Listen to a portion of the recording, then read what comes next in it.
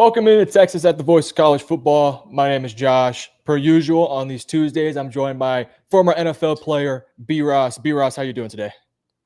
I'm good, man. I'm happy it's a bye week. Not gonna lie to you. Even though I hated early bye weeks as a player, we need it as Texas fans. Yeah, it's new college football. You actually have 2 bye weeks now, which is something that's sort of a newer thing. So the show's going to work a little bit different than how we've been doing it in past live streams. We're going to be planning this and treating this more like separate videos. So we have a couple predetermined topics, and then towards the end of the live stream, if you guys have any comments, we'll make sure to answer you guys' comments, concerns, things of that nature. B. Ross, you ready to hop into it, man? Let's do it, brother. All right. Texas 2026-2027 SEC opponents have been revealed. B. Ross, have you seen them? If not, bam, there it is right there. In 2026, Arkansas at Texas A&M, at Oklahoma. We got Florida, Ole Miss, Mississippi State, LSU, Missouri, Tennessee. The last 3 are away games. What are your initial thoughts on the 2026 SEC opponents? The first thing I thought is the SEC is way too talented. Yeah. Just top to bottom, because when you look at programs like Texas A&M, you look at Ole Miss, we look at Missouri, we look at Tennessee, Oklahoma, and your LSU. Like, to me, those are staples in terms of their 8+ win teams, just based off their roster and talent alone. Then you have a team like Arkansas, who it'd be interesting to see what they do once Pittman leaves, because I think he's on his way out. Yeah. And then Florida, Napier's probably on his way out. You know what I mean? Mississippi State is also very intriguing because they look really good right now. So all I thought was just like a gauntlet of like, yeah, what is the path to the national championship? Well, the way I'm looking at the 2026 schedule, all the home games look pretty winnable, but those away games look brutal. Going to A&M, I mean, we saw it in 2024. That place is crazy. Awesome environment. Tough to play there. Man, you got to go to Death Valley, LSU. Brother, that's gonna be something to witness. I'm sure that crowd's gonna be up for that one. Missouri's a good team. They always have good talent. And then going to Tennessee, the Battle of the Oranges. I mean, which one's the real UT? Like, those away games are like real tough competition. For you, I'll tell you mine. For my personal favorite game that I'm most looking forward to, it's got to be LSU. B. Ross, which one is going to be the game that you're most excited for? At Tennessee, bar none, hands down. Because to your bro, I've been to that stadium. It is like LSU and Tennessee are 2 of my favorite places that I've been to as a scout. It's loud, it's rowdy, it's like top of the line of like, I wish I was still playing almost. I don't wish I was playing, but like the atmosphere is so like intense, especially as a away team. So I'm really most looking forward to Tennessee. Yeah, if they do the checkerboard, like, that would be insane. They got to do something crazy for that game. Hopefully either LSU or Tennessee's a night game, because I'm sure the environment's going to be absolutely nuts. So all the teams in 2026, we will be facing them again in 2028, except it'll be flipped. So we'll be going to Arkansas, A&M will be coming to Texas, so on and so forth. So everything we're seeing here, we're going to be seeing these teams in a few years. Awesome matchups in 2026, but in 2027, it don't get that much easier. We got a couple tough ones here. We go to Arkansas, A&M again, Oklahoma, Auburn, Georgia, then Kentucky. Those ones will be at home. Then you go to Bama, to South Carolina, and to Vanderbilt. Man, some tough games there. Auburn, Georgia, Bama. I feel much better about the 2027 schedule, even though it has Georgia and Bama, because you get those games at home. You only have 4 road games in terms of like true road games, right? So I can live with that. I can live with going to Bama. Like, tough place to play, but doable. Again, Saban's not there. It's definitely doable. To South Carolina, to Vanderbilt. Like, I'm good with that.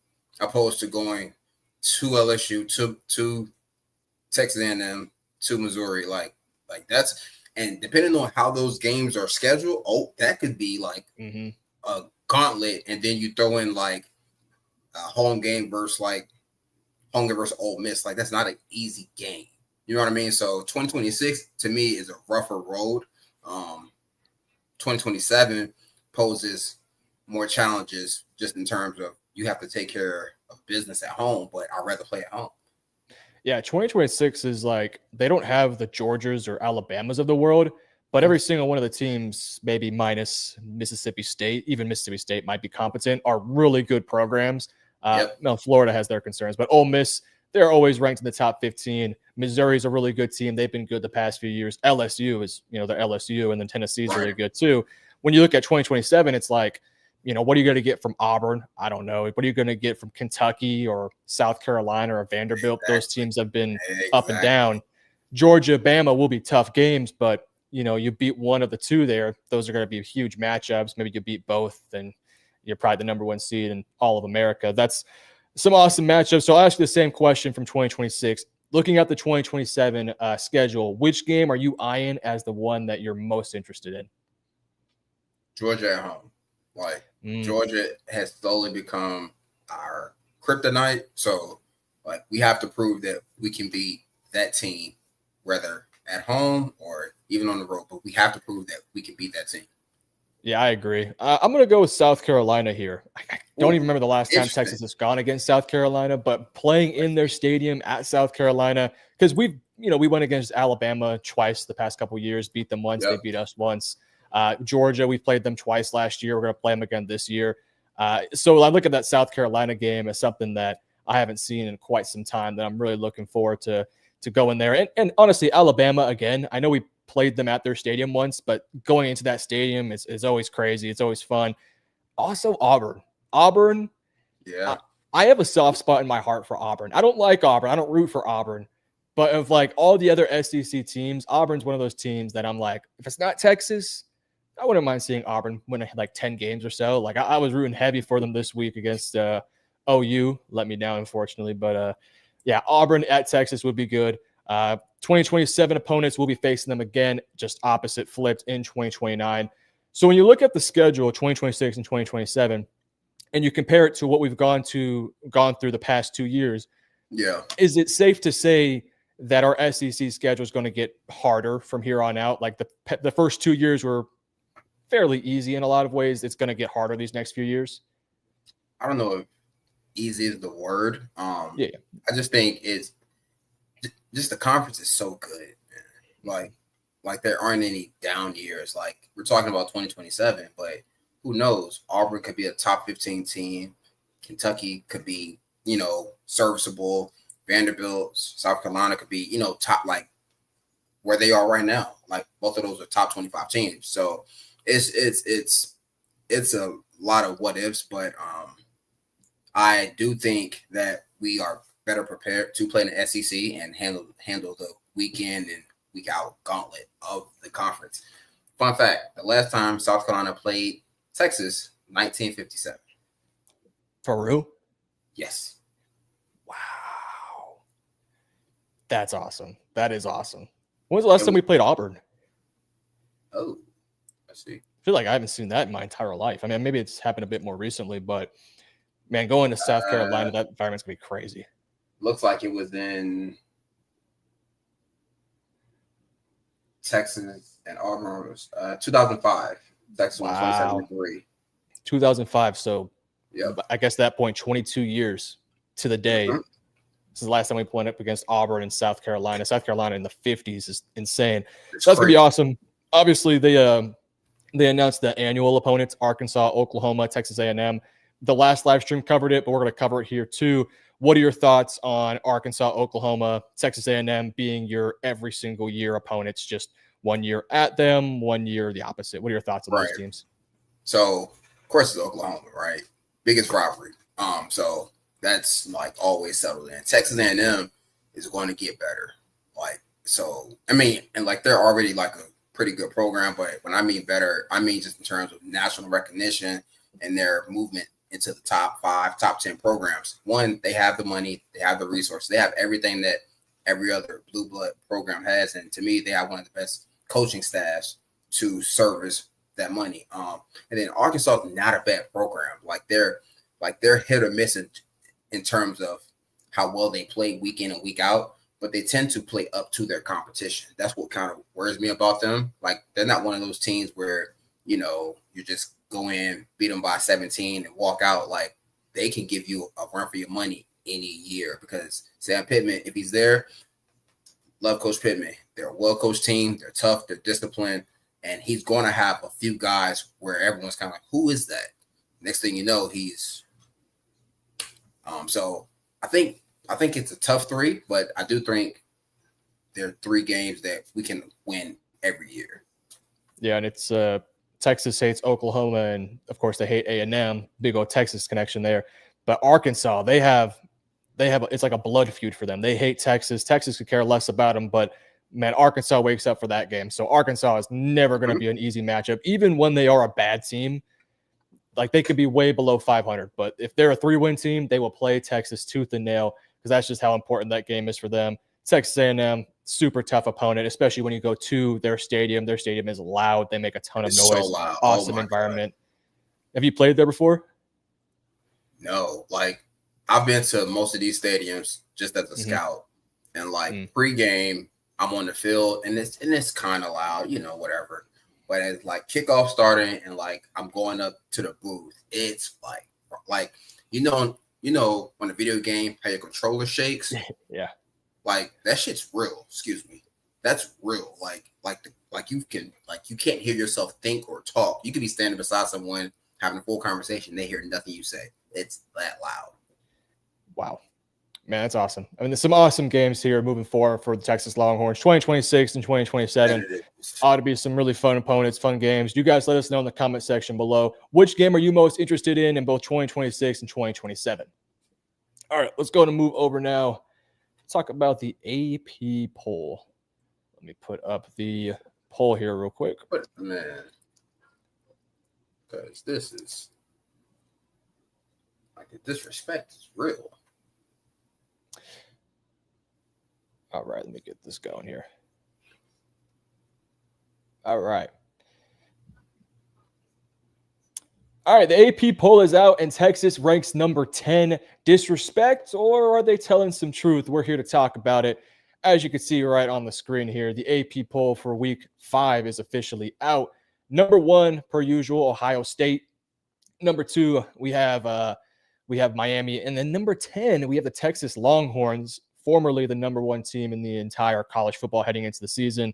Now they rank number 10. They were at number 8 last week. They get a big victory versus Sam Houston. Take that as you will. And they fall a couple spots. B-Ross, let me hear your thoughts here. What are your thoughts on Texas dropping from number 1 in the preseason? They dropped down after the Ohio State game, and now they're at number 10, despite the fact they got things going versus Sam Houston. Yeah, so all this tells me is my initial thoughts about Texas being 1 was correct. Like, it was going to be a bias. Like they prop up bad teams. Florida, Illinois, Clemson, teams who I didn't think they were top 25 worthy because they didn't do anything the previous year. Clemson's kind of sort of, but not really.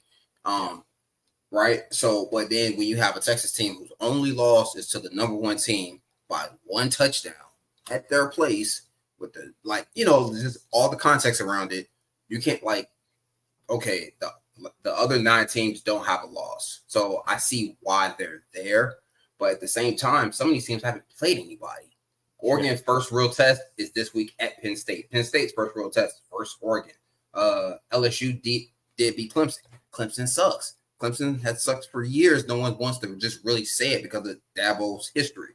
Miami beat what I think is still a pretty good Notre Dame team, and they beat USF.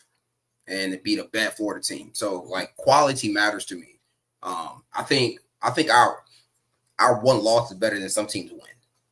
Yeah, I think that's a good way to put it. Which is crazy to say out loud. Oklahoma beat a solid Michigan team. They beat Auburn. But those are home games. You should win at home. You know what I mean? It's the bias I was worried about. Florida State. I think Florida State should be higher.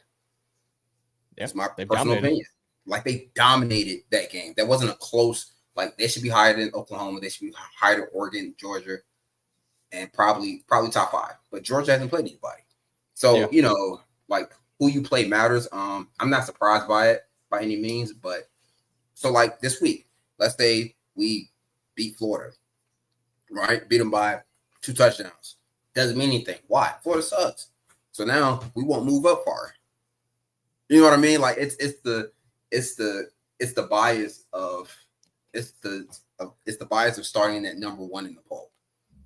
Yeah, and then having a loss and then having a rough couple games offensively, and everyone's like, "Oh, they're not that good."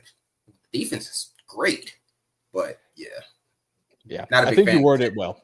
Yeah, I think you worded it well. The Texas loss should hold more weight than some of these teams' victories. I don't have a problem with Texas not being in the top 5, but at the same time, No. I feel like we should be like, should Ohio State be ahead of us? Yeah, they should be. They beat us. Should Florida State be in front of us? 100% they should. Miami, should they be in front of us? Yes. Oklahoma, yes. Texas A&M, they beat Notre Dame, so I'll give it to them.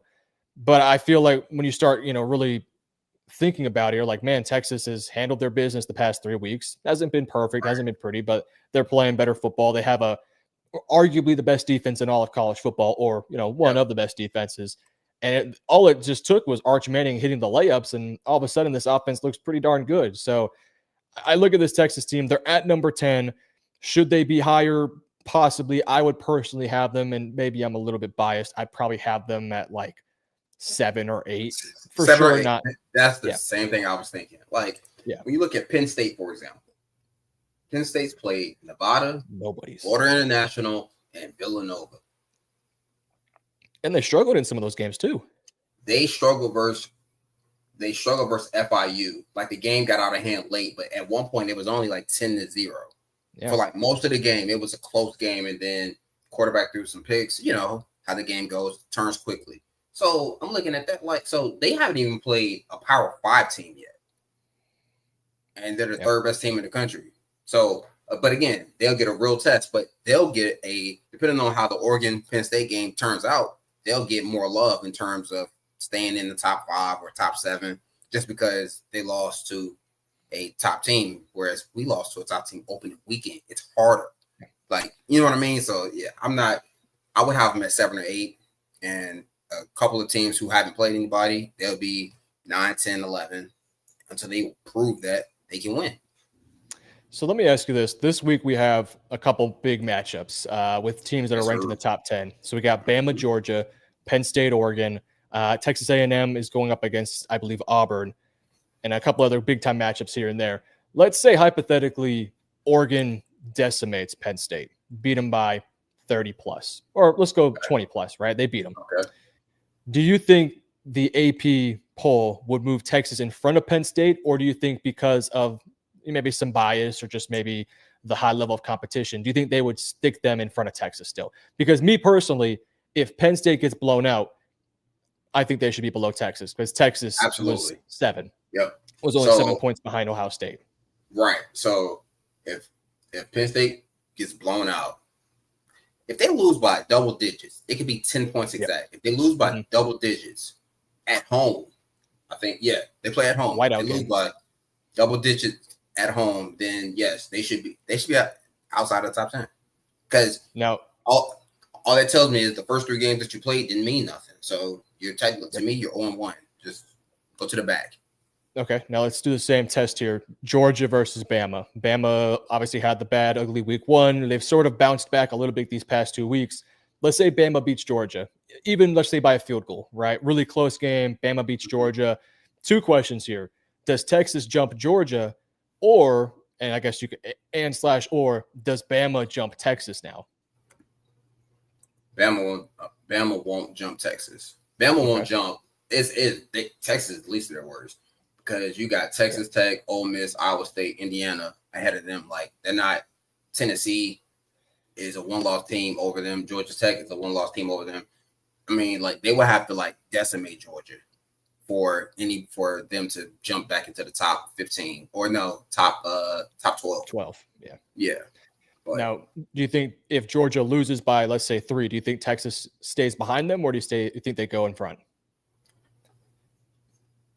Georgia loses by 3 at home. It depends on how bad we beat Florida. If we also have the bye week this week as well. Oh, yes, because Georgia's the following. I mean, Florida's the following week. Yeah. I think we stay behind them still, Mm-hmm. just because like the AP poll, the coaches poll, the college football playoff, they're obsessed with Georgia.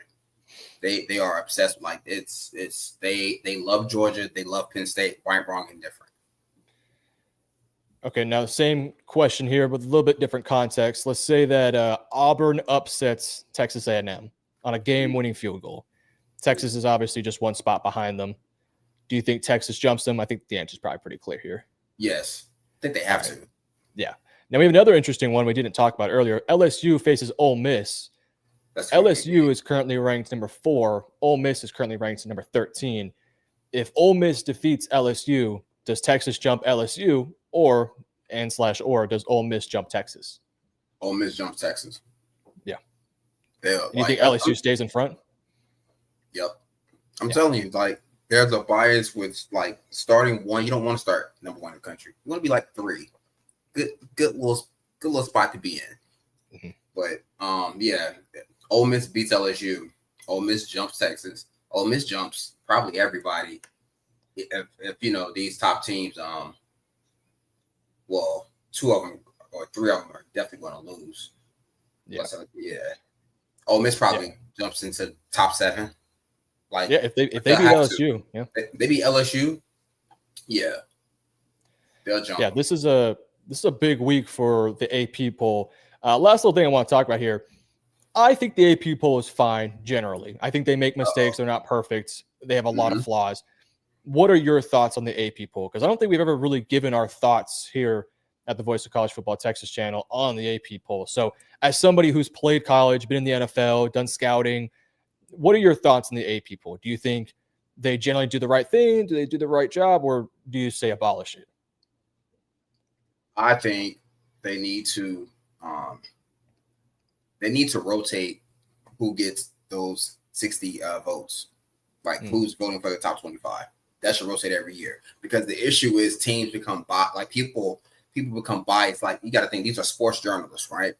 And they cover these teams, and they cover these players, they cover these coaches. If someone doesn't like a player, a coach, what happened at their school, maybe they went to a rival school, like things like all the, like, people are naturally biased, whether it's consciously or subconsciously. We're naturally biased. I naturally don't like maroon. Love burnt orange. I do not like the color maroon. Like, don't like it. Why? I grew up a Texas fan. I don't like Oklahoma. Like, it's subconsciously, but consciously, I have very little of that color. You know what I mean? So, like, it's things like that. But just in terms of, like, it's the same sports journalist year in and year out. And to me, like, change who that is. Change those people. Like, you see so I don't know. I'm not a big fan of just it's always the same people voting. Yeah, this is a kind of older news, but you see that video of the lady who's on the AP poll talking about how she didn't want to go over her. I agree. I think that if you want to really make the AP poll work out and make it actually like a doable concept, you have to have people that love the sport of football, and not just love it, sit down and like watch the footage. They don't just watch the games. They sit down and break down the all 22 footage. And that's a tough job. I mean, that's a lot of work that has to be done. But if you're going to, be the people that give the rankings. Right. Yeah, exactly. Like that's part of your job. I agree. That is part of your job to say, okay, I watch these teams, because like when you look at the bottom of the poll, you got Illinois should not be in the top 25. No, they should not. They got destroyed. They got 63-10. No, yeah. You lost by 53 points, and you're telling me that's the better football team than TCU or BYU? Absolutely not. No. Missouri, Vanderbilt, they should be over Bama. They should be, I mean, like, you know what I mean? Like they have quality wins. Like, you know what I mean? Like, so that's how I know it's biased. It's the Bama bias. It's the SEC bias. It's the Big Ten bias with Illinois. They lost by 53 points. Kick them out. Let's go. Yep. That is I agree. terrible. Auburn should be in the top 25 over Illinois. 63-10. No. Nope. They don't know what they're looking at. Appreciate you guys for watching this one. Make sure you guys let us know in the comment section below. What are your thoughts on the AP poll? All right. That's a great point. That is a great point. What do you say? We can focus on this real quick. This is 100% accurate. think the college football world is more focused on Texas not beating both San Jose State and UTEP by 50 points rather than what other teams are doing or are not doing. That's a good point. Yeah. That is great point. Great point. Because that's what is expected. But again, that's why context matters. Yep. I agree. All right, guys, let's go ahead and move now over to the bye week look ahead. All right, the bye week is here. Texas is now not facing an opponent for this week. Let's kind of look at the landscape of where we're at, heading into the bye week, and also talk about what this bye week does. So the first thing I want to talk about, B. Ross, you're a former player, both college and NFL. You've gone through bye weeks before. Give us your experience of what does a typical bye week look like from the athlete's perspective. So everything kind of depends on the coach. I've had coaches where a bye week truly meant you had the week off. You got to get away from the building. You got to relax, get away from football a little bit because that's our lives. We consume it, we study it, we live, like everything, right? If you're injured, like I've been banged up during a bye week, I don't leave. I'm in a facility 2-3 times a day, getting treatment, getting things worked on to make sure I'm healthy when we get back. Then the other part of that is some teams practice during their bye week. So they'll start putting in new plays, working on things that they got beat on. But they'll do that for like 2 days. Like you have 2 days of good practice, like good solid practice. Very little to no contact. It's more so just about staying in shape, moving around. And then, but a lot of coaches say, get away. And they tell these kids, turn off your phone. Like, don't read into anything that's going on. Focus on what you can control. And the most important thing, stay out of the headlines. That's really all that matters. Stay out of the news. I don't want to see you. I don't want to hear a story breaking on Twitter. Don't go live. Don't do like ultimately what I hear a lot of coaches say to these kids now, don't do anything you don't want your mom to see. Because a lot, everyone, well, most people love their mom, right? So, in a respect sort of way, they tell them, don't do anything that you wouldn't want your mom to see. So the bye week is more so about just staying out the way. Go, just don't get in trouble because we've seen it at every level where guys on the bye week, he's speeding, ticket suspended, women, parties, all that drinking and drop. Like, don't just go home, go be with your family, stay in your room. But these guys do still have class, so they don't have the opportunity to go home per se outside of maybe Friday, Saturday, Sunday. But yeah, hopefully guys are just staying out the way. So you talked about how you've went through injuries during your bye week. We have a couple players on Texas right now, CJ Baxter, Trey Wisner, Alex January, and Emmett Mosley.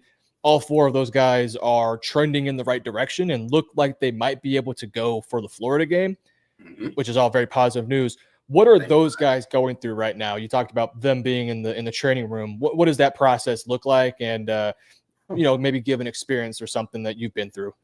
So let's take CJ Baxter, for example, and the hamstring. Because the hamstring is so tender and like so fragile, he's probably in there 3-4 times a day getting treatment. It's one treatment might be stem and heat. Another, he might be getting stressed. Another, he might like depending on how bad it is, like it's different steps into it. But it's being in treatment is worse than practicing. It's way harder. Trainers are way meaner than coaches. Don't you see the guy that runs out? He puts people through hell to get back onto the field, male or female, it doesn't matter, because they have to know that your body can handle the stress of it. So don't think that because these guys are hurt that they're enjoying themselves right now. I guarantee you they do not want to be going through treatment. Treatment is the worst. And you have to be there so early. Like you got to be there super early. Like, so if your day usually starts at 8, you got to be there at like 6, 5:30, 6 o'clock in the morning just to get worked on. Then you have to go through probably like 2 or 3 workouts that day just so that you can keep progressing. And it's painful because your body is still hurt. So what they're going through, a little bit of pain right now, but it's all going to be worth it. Now, these guys, are they in any, I mean, obviously you're not in the building right now, but from your experience, are those guys participating in practice or is it just sort of just walking through things keeping their head in the playbooks, that sort of thing? It depends on, again, just where they are in the injury. Like Trey Wiseman might be going through walkthrough. CJ Baxter has a hamstring. Probably not. They probably don't want him walking right now, like during practice. All of his movements and stuff come through position coach giving him, notes, or he's really big in the film. Like it's different stages of it, but yeah, guys who don't have anything wrong with their lower body, they still do walkthroughs. They don't practice in terms of like being with the actual team. They're off to the side, and I'm telling you, those workouts are way harder than anything. I remember coming back from hamstring, and I was like, man, I'd rather just go out here and play and just have it tear off again. This is ridiculous. Brutal. All right, let's go on and look now. Let's go and look now at where Texas sits heading into the bye week. Texas sits, of course, as we all know, 3-1. Their first loss to Ohio State. Couple ugly games versus San Jose State and UTEP. Then you had the big one versus Sam Houston. I got to be honest with you. When you take away the context of how Texas played, if you had told me heading into the bye week that Texas was 3-1, Arch Manning is starting to get into a bit of a rhythm, and you give me the scores of all the games, 14-7 versus Ohio State, 38-7, 55-0, 27-10, I don't think I'd be panicking too much, like how some people have been throughout this process. Yeah. Where do you stand right now with where Texas is at, and just sort of getting a bird's eye view here of everything that's happened? How do you feel about where Texas sits right now? I think we're sitting like in the best possible situation. Like people actually, I mean, granted 4-0 would be nice. We'll still be number one, but I don't know if that's best for this team, like this young team. Mm-hmm. I think they need to go earn it. Like this, like a lot of these guys on this team, they contributed last year, but like they weren't the like they weren't the guys who were really getting it. So I think being humbled week one, and then having the ups and downs going against worse opponents is kind of humbling. And I think that's good for these young guys. Again, like we look at our offense, we lost so much production like from last year, right? And so sitting at 3-1 and they're starting to kind of click and find their rhythm, I think is the perfect place to be in. Why? Because our defense is elite. It's cool. Like I'm not panicked by any of it, because I think our defense is. I thought at the beginning of the year that's what's going to carry us. So let's rely on them. Let's do what we need to do on offense. But I'm a big fan of just where we are right now and the growth I've seen from Arch and this offense every week. Yeah, I agree with you. Again, when you sort of just kind of get yourself out of all the weeds a little bit and all the stuff you've been hearing on the media, things of that nature, and you start to kind of look at where Texas is at right now. They're 3-1. Their one loss on the season is against the best team in college football, or at least that's what the AP poll says. You lost it by 7 points, a game in which you actually technically by the numbers outplayed Ohio State in a lot of ways. Now they get the win, they deserve the win, but Texas had opportunities there. So you got to feel okay about that one. Then you handle your business. It wasn't perfect, especially against UTEP, but you handled your business in each of these games. The best thing that I think is honestly really good to hear, Texas is mostly healthy. Trey Wisner, CJ Baxter, those guys will come back. Hopefully, hopefully for Trey by Florida, hopefully Baxter by maybe Kentucky, Mississippi State, because I don't want to rush him back from a hamstring. Alex January is going to be back soon.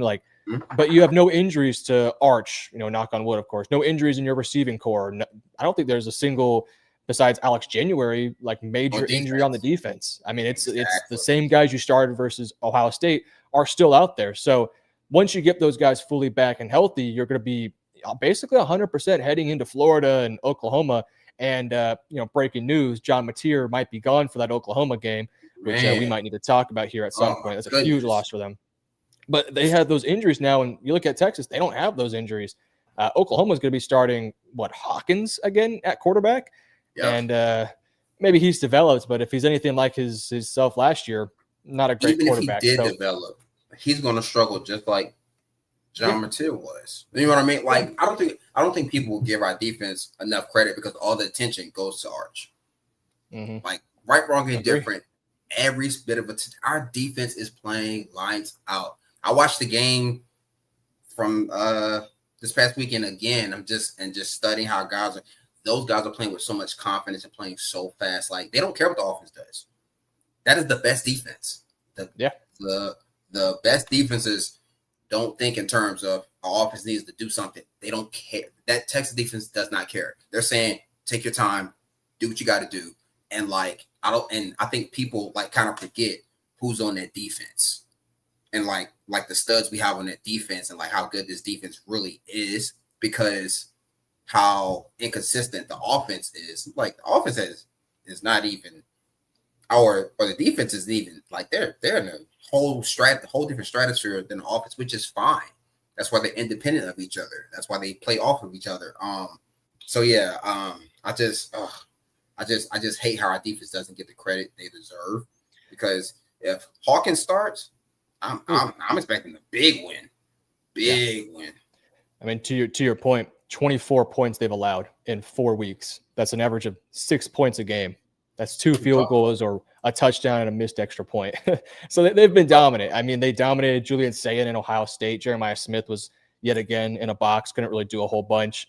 UTEP scored 10, but I mean, how much of that was really when they were trying or when they had their number ones out there? The starters out there, exactly. Yeah. So this Texas defense is legitimately awesome. I know like everyone's talking about the Ohio State or LSU defense and giving them all the praise.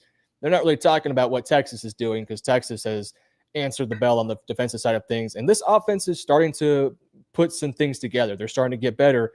And, you know, when you actually look at our SEC schedule, Texas has a bit of like a runway here to really get their offense going. Florida has a great defense, but DJ Lagway can't move the ball at all. He won't do it against Texas. Oklahoma's going to have their backup quarterback, so they're going to be rough on offense with another good defense too. So Texas will be going up against 4 straight teams that, at least on paper, don't have excellent offenses, but they will test Texas because they have SEC level defenses. So for Texas, you get a really good opportunity to, you know, the defense can continue to dominate and pick up some wins, but the offense can find its rhythm against actually competent defenses with good defensive lines and cornerbacks so that when you do go up against, you know, Vanderbilt, Georgia, or A&M later in the season, you're feeling really good about those games. Absolutely. So looking at the schedule, I think the game I'm more high alert about just because of how they're playing is Mississippi State. Like that's to me, like, okay, Stark Vegas playing in Starkville with those cowbells, the most annoying sound on God's green earth when them things get going. Oh my goodness. But I'm gonna say this. I hope we play there during the day. Because if we go there at night, that is a hostile, like the horseshoe's hostile. I get it. But you're in Mississippi at night with cowbells, and you have Vanderbilt at home the following week, and you have Georgia. Like, I know how teams think in terms of forward thinking about, oh, we should beat them by 20, 30, because we're ranked we're ranked 5 now. We didn't work our way back up. We beat Florida. We beat Oklahoma. We ran through Kentucky, and I don't want a quality Mississippi State team to get overlooked and it turns into a trap game and something happens. Yeah, we will know a lot about this Mississippi State team because they have Tennessee this week, and then afterwards they have Texas A&M, and they also have Texas October 25th. So we'll know about this Mississippi State team by the time that Texas meets them. All in all, Texas is in a good spot. A lot of overreaction so far this year in regards to, oh, we lost to Ohio State and we struggle versus UTEP. Texas is heading in the right direction. Offense is clicking. Defense is getting better. And when you look at our SEC schedule, it's actually starting to look not that difficult on paper. So let us know in the comment section below. What are your thoughts on Texas heading into the bye week? And where are you at with Texas right now? All right. Last thing we're going to talk about here, our last little subject, offensive personnel changes. All right. Texas is 3-1, and they're looking really good. But is there any move on the offensive end that can make Texas better? B. Ross, you've looked at the offense. You've thought about this. What offensive positional changes would you make right now? Because I have at least a few on my mind.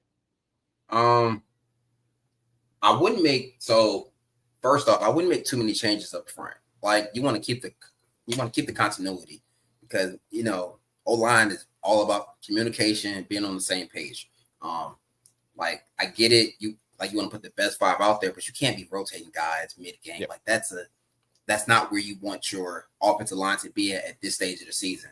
But the first change is I have to find I have to find my gadget guy, my guy who he comes in the game and he commands attention where the defense is kind of pointing him out. Oh, he's moving, he's Neblet. Get him on the field, move him around, and just, I mean, because honestly, if you give him enough jet sweeps and screens, he will become a decoy. But we have to create explosives with him. But I think he's a chess piece. If utilized correctly, he could, like, you have to spend a day just in meetings talking about, okay, when he aligns here, they've done this. When he motions, like to me, he's a guy with his long speed. He's a guy that defenses have to account for. And with that being said, when you put more speed on the field, now Wingo, I don't think can get double downfield. You know what I mean? Like, to me, more speed opens up more one-on-one opportunities for what I think should be our number one receiver. And that's what I'm all about, is like pushing the ball downfield, getting that guy the ball. But I think Neblet in space can be a problem, but we just have to utilize him correctly. And running back, just, I don't know, because I don't know who's healthy. We haven't played quality opponents, and the O-line play has been very, very inconsistent to this point. So I do think we need to keep rotating the backs and keep guys fresh as possible, and utilize our receivers and our quarterback in the run game so that we can take some wear and tear off of our backs.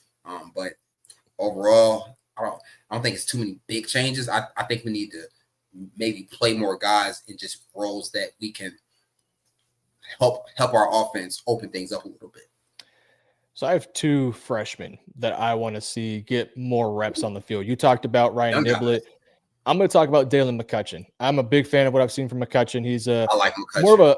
He's more of a slot guy, but I think you can use McCutcheon in some ways, kind of like what you talked about with Niblett, as sort of this gadget guy. Let him do some things with a screen pass. Let him do some like what you talked about, the gadget things, just things to create more creativity.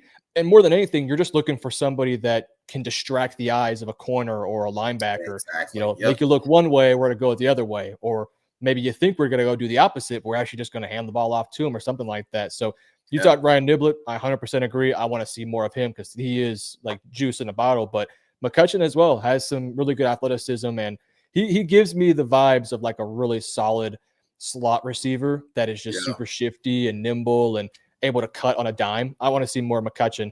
And then I also want to see more of James Simon, not as a RB1, that's Trey Wisner, RB2, the CJ Baxter. And I've liked what I've seen from Gibson and from Christian Clark. I think those guys have potential and talent. I think in the future, those guys will just get better and better.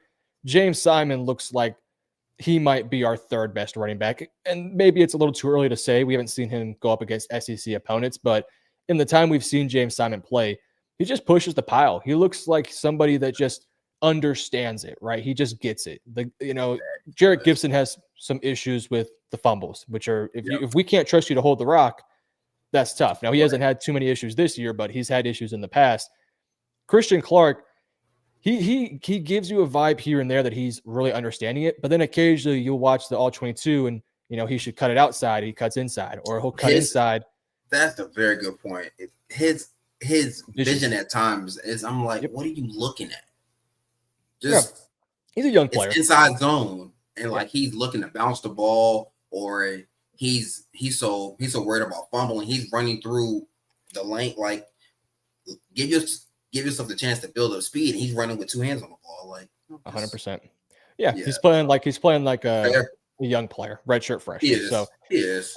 I think there's a lot of room for him to grow. But James Simon, just from the small sample size I've seen of him, he looks like he understands it. He knows how to use tempo, how to be patient in the backfield, wait for the hole to open up. And when that hole does open up, hit the hole super hard. And then the second that contact goes on you, two hands on the football, push the pile as far as you can. James Simon has done that. He's not going to beat out Trey. He's not going to beat out CJ. Those are your two RB1/2 or RBA, RBB. Those are your two guys. Right. Those are your superstars, especially. But while we're waiting for Baxter to get healthy, and Trey also has his fair share of injury concerns, I think James Simon should be somebody you give the rock to quite a bit. Now, he is only a freshman, so you do worry a little bit about, is he strong enough to go up against SEC defensive linemen or linebackers? And will he fumble the ball and have those issues? So that might be why you give Jarrett Gibson more opportunities, because he's at least have some experience. So we'll see about it. But I like what I've seen from James Simon. I think he could easily take over that role as RB3 or RB2 in the meanwhile while we wait for CJ Baxter. Really quickly, we've talked about this offensive line a little bit, and I do agree with you. I don't think we should mess around too much with it. But if you are you looking at that left guard and center position with Connor Stroh and Cole Hudson, who I know Cole Hudson's been injured lately, but do you think about maybe moving to a Neto as a starter at left guard? Or do you maybe start to look at Connor Robertson a little bit more? What are your thoughts on that? I generally think that we should stick with Hudson and Stroh, but if they throw Neto out there, I'd be interested in that.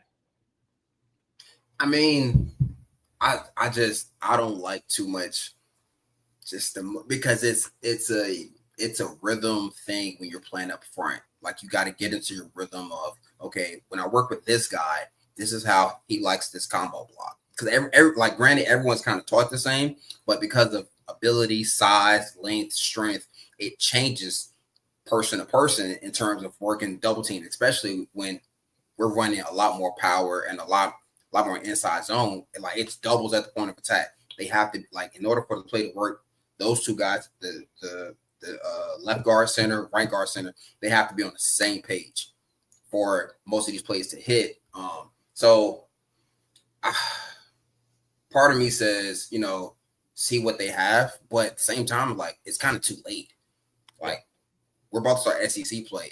If anybody who wasn't starting, if they haven't shown enough going into like this Florida week, I don't think you change it. I think you work with what you have, unless it's like horrendously bad. Like, guys falling on the ground, missing blocks, messing up the protection, then yes, make a change. But right now, I think guys are struggling because we're not playing and we're not cohesive. Like, Ohio State was our best week running the ball. Bar none. That O-line looked the most efficient and just all in all, like, they look cohesive. They looked like they knew everything was going on. They were creating great push, great vertical push. You know how hard it is to push, guys who are going to be playing on Sunday, and they're pushing them upfield 4 or 5 yards.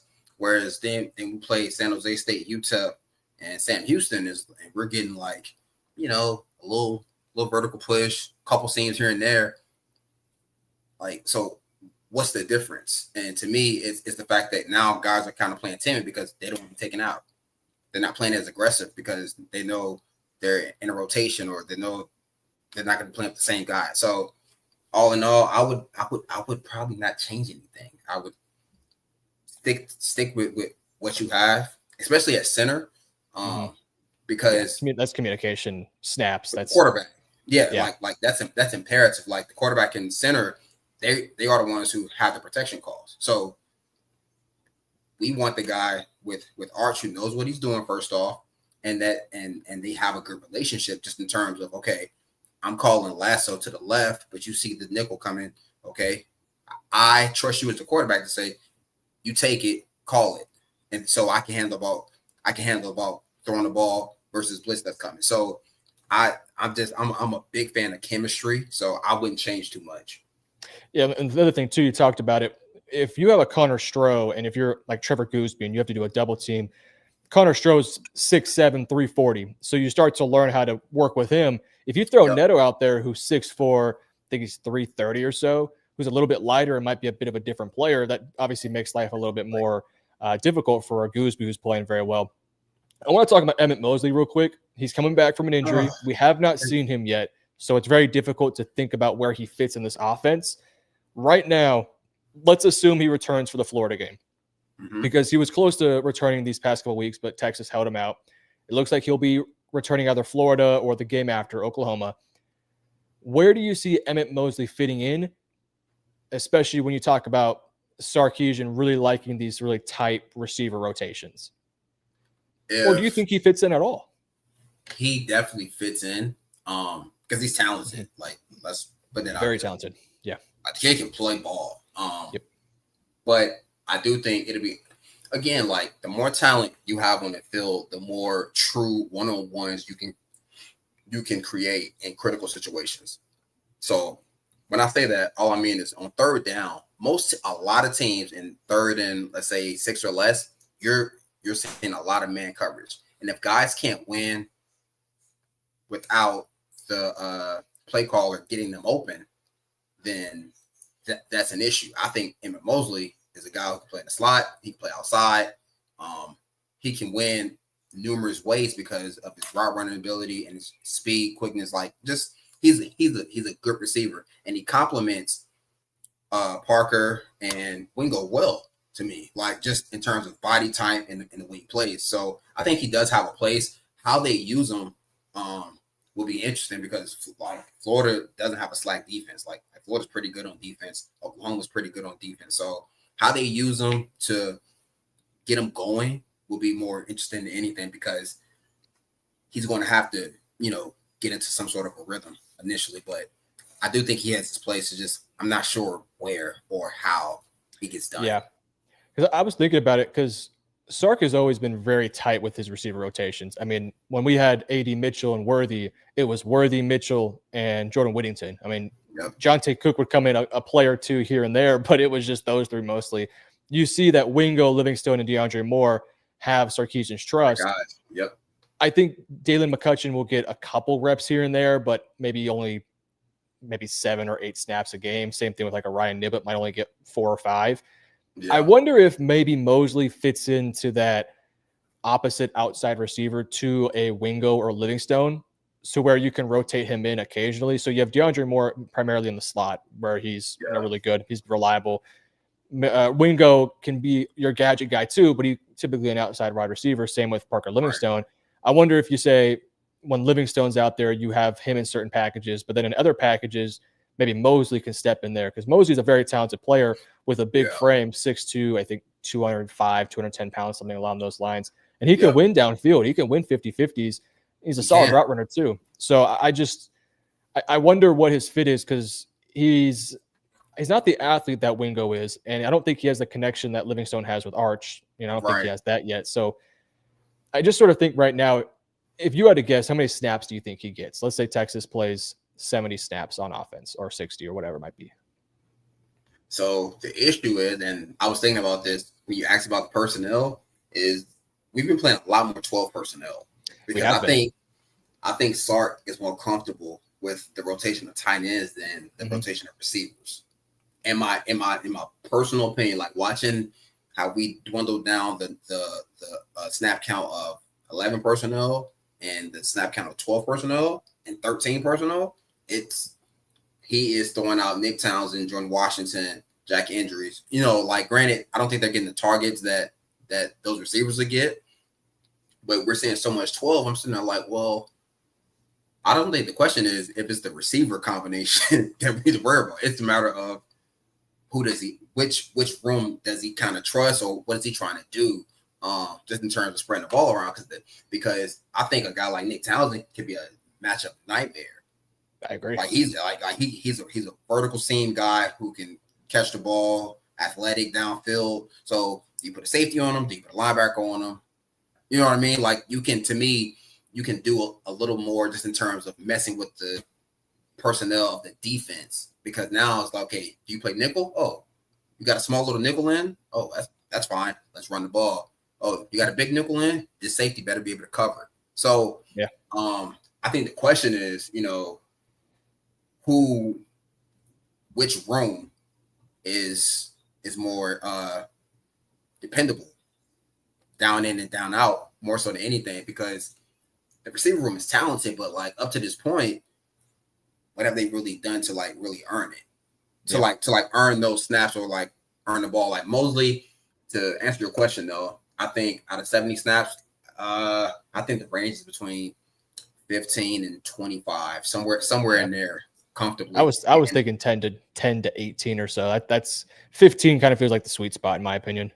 And like I was thinking that because I was thinking more just because I think he'll be in, go in motion, and then run the ball. Now, question on him. Do you think he could be like, and I hate to, maybe maybe diminish his role to this. Do you think that he could just be not simply used as this, but be a part of like a screen package as like a primary blocker because of his size for like a Ryan Wingo or Livingstone? I think he will be. Yeah, Because just to get him on the field. Yeah, I mean that, and like because to your point, like he's a big dude. Like on the perimeter, he's a big guy. So like to your point, he'll be great in that role. And to your other point, you said it earlier, he can win those 50-50 balls. So now, not necessarily like beating someone with speed, or to me, you give him more packages in the red zone. And you say, let's just throw a back shoulder fade. Let's throw a slant, big body slant, box out. You know what I mean? So he has a role. And I think Sark knows what he wants to do with them. I don't think, and that's why I think he hasn't played. I don't think he hasn't played because he's not healthy. I think they've seen enough in practice where they're like, okay, we can hold him out. We don't necessarily need him. He knows what to do. He knows how to do it. He has a connection with Arch in some manner. But why put him out there versus UTEP or Sam Houston? And it's like, granted, your first game is versus Florida, so it's tough. But now you have unscouted looks. To where now, and packages as well. Exactly. So now they have a different, like when they're during the game plan, they're like, okay, he hasn't been. This is the only week of playing. This is what they did with him, not knowing that he has 3 weeks worth of stuff that he wants to do with this kid in different situations, different areas of the field with different people on the field. So I think, again, I think he has a role, but only the mad scientist Steve Sarkisian knows what he really wants to do with them. All right, guys. You guys let us know in the comments below. What do you guys think? Any personnel changes you guys would make? Maybe receiver, running back? Let us know in the comments. All right, before we end the live, B-Ross, do you got any questions or anything you want to talk about? Bring to the table? Yeah, personnel changes on defense.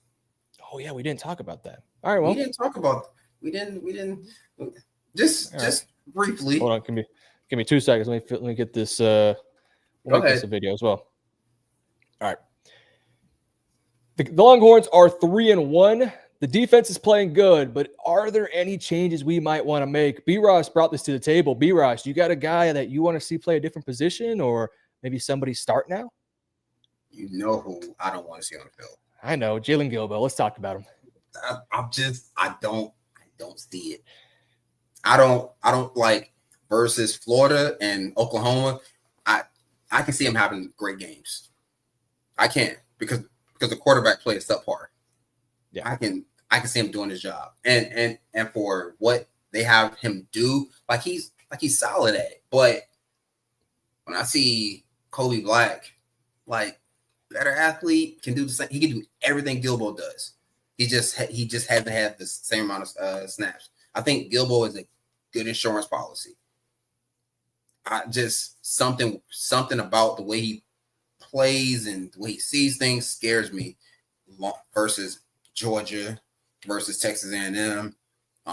Like it just worries me because it just doesn't look the same, doesn't feel the same when I see Kobe Black, Grayson Littleton, Muhammad. Like they're better athletes, better foot athletes, and Gilbo at the top of the route isn't strong, and that bothers the hell out of me because in college there is no illegal contact.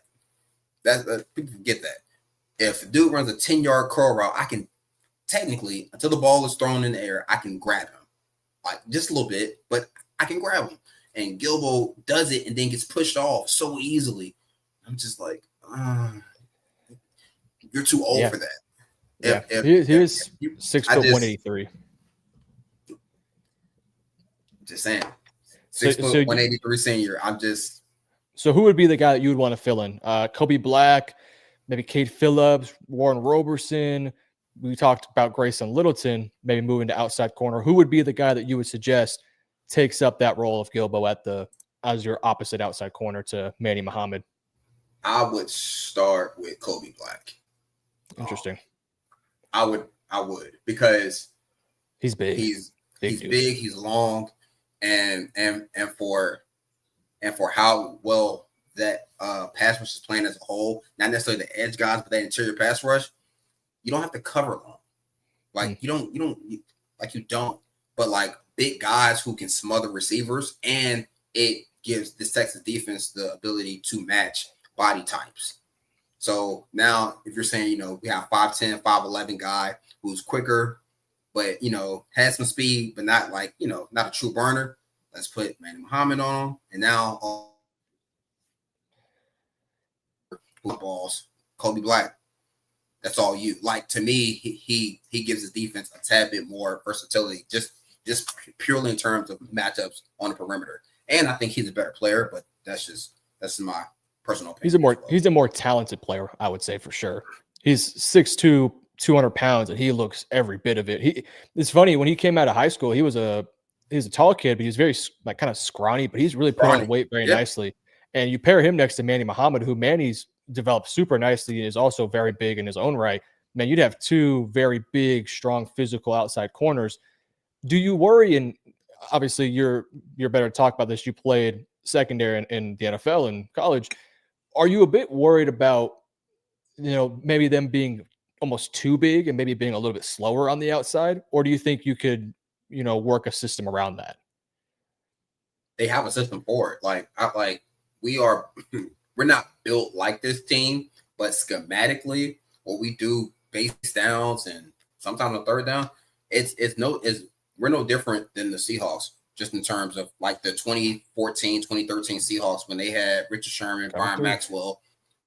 But they played just cover three, and you throw the ball in the middle to their two of the best one of the best safety tandems maybe in the history of the NFL, right? Well, we have good safeties. We have a good pass rush, just like they had, and we have long corners. We press, we play cover three well. We throw in some cover two, and then in third down, Pete sends the house and say, "I dare you to try and throw it over my size." So that's why I personally I would go Kobe Black, Grayson at nickel, and Manny Muhammad. And you got to think like Grayson and Jalen, are dang near the same size, and he just got the Texas. So it's like, yeah, no kidding, yeah, he is. You know what I mean? So yeah, I don't think Kobe Black's too big. Like, I've seen corners from all why am I forgetting his name? Tariq plays for Seattle now. 6'4". Woolen. I was about to say Witherspoon, but the other one, Witherspoon, who from Illinois. So again, two different body types, but very different. It allows them to match up on guys differently, but they don't have no problem covering anybody because of the different body types they have. That's why I like Kobe Black. Kobe Black is an eraser. Like he has the ability to be an eraser of just, he can cover tight ends because of his size. If you have a dominant tight, he's the guy where opposed to putting a safety there, put him inside. Would you consider moving Gilbo into the nickel a bit more like he's done in the past? I know Littleton's playing there, but I think there's certain ways that you could keep Littleton on the field. Absolutely. And move Gilbo inside, because Gilbo had a lot of success on the inside. Mm-hmm. So I like him better. What would be your inside than outside? Okay, so you do. So if you were to put Gilbo on the inside, would you have him be a starter? Would you still give that to Grayson Littleton? Or are you thinking, let's put Grayson Littleton as an outside corner, move Gilbo inside, and then we'll rotate in Kobe Black and Littleton as our second outside corner? No, I would still start Grayson at nickel, because he looks extremely confident there. Like outside he can do it, of course, just physically he can do it, but the confidence is not the same. Then when he slides inside, he has a better feel for the game, which is actually kind of backwards because the game happens faster playing at nickel. But he looks so confident. So Gilbo he would be a package guy when we're playing with like one true D lineman, a bunch of backers, bunch of DBs. Yeah, he's in that package, so we can cover, he can blitz, things like that. But again, like to me, he's a Swiss Army knife in terms of he's played inside, he's played outside. So let's save him. Let's put him there. But like to get the best 11, I don't think he's one of our best 11. Yeah, you could run some packages on like obvious passing downs, like second and third down, where if you want to have an extra DB out there, Gilbo could be the guy. Or if a corner needs to sit out a play, Gilbo could still fit in. So Gilbo would still get plenty of reps, but it would just be your first team guys would be Manny, Kobe, Grayson, and then Gilbo would be that next guy off the bench who just rotates in and can play multiple positions and maybe even play safety here and there because I think he could do so. Yes. Yeah. Interesting. Anything on the front seven that you'd make any changes to?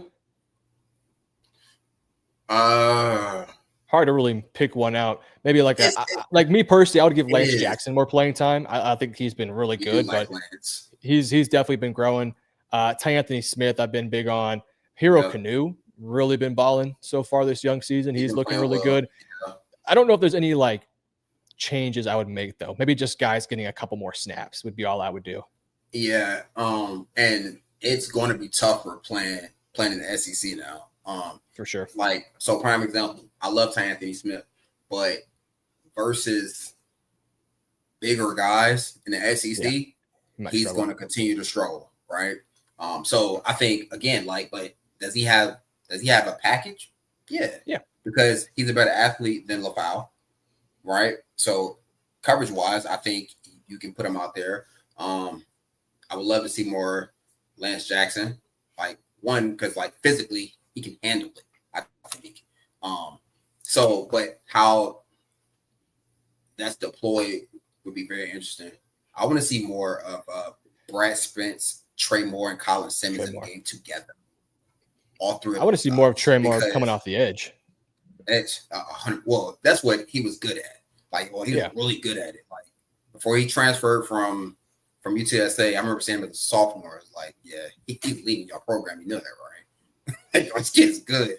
So I would. Well, that's why I said I would love to see Trey Moore, Colin Simmons, and Brad Spence on the field together because I don't think you can identify the mic and say, okay, return the protection this way, and you leave Trey Moore and Colin Simmons on one side of the field rushing, and you got you know what I mean? Like, it's just, to me, that again, it creates confusion and it makes you account for the personnel in more ways than one. So, yeah, I like. Then you can send Anthony Hill on a blitz too, on that package. Just have four dogs who can run.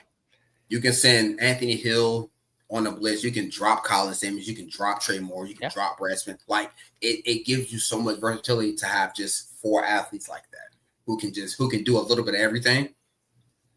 So yeah, I would love to see just more of them together because I think, and truly, I think we will, just because we're getting into to these games that really matter. So yeah, but again, like, I would love to see Lance Jackson because I think he's a good player. Like he understands how to play the game. He knows how to use his hands, and he's a big kid. I think Ethan Burke is exactly who I thought he was, and he's consistent every week. That's why I love him. I kind of know exactly what I'm getting. He's smart. He does his job. He sets the edge of the defense in the run game. Like, to me, he's our best run defender on the edge. Like you don't want to run to his side, right? No. You want to run to the other side. So, like, I think, like, just a combination of all the guys. I just want to see a couple more guys together so that we can wreak havoc. All right, you guys let us know in the comments below. Any defensive changes you guys want to make, let us know down below. All right. Anything else you want to bring to the table before we call it a day? No, sir. All right, guys. Well, we appreciate all you guys for being here. Texas Primetime. We'll be back every single Tuesday. We hand out some B-Ross. You can find 1B.Ross on IG and TikTok. Of course, he's also here at the Voice of College Football Texas. And then myself, follow me at Metro Sports YT on YouTube and X, as well as Instagram as well. Appreciate you guys for being here. Awesome show. We'll be back next Tuesday. We'll also be back Saturday as well for some sort of post-game reaction to all the SEC madness. So stay tuned for that, per usual. Hook 'em, guys.